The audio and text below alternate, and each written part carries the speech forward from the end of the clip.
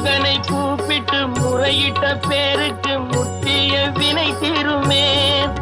உடல் பற்றிய பிணியாருமே வாழ்க்கை முற்றிலுமே நலம் பெற்று இனி தூரமெத்த இன்பம் சேருமே.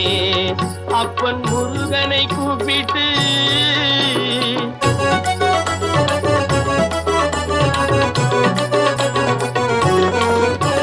குமரனை கும்பிட்டு கொண்டாடுவோருக்கு குமரனை கும்பிட்டு கொண்டாடுவோருக்கு குறைகள் யாவும் போகுமே.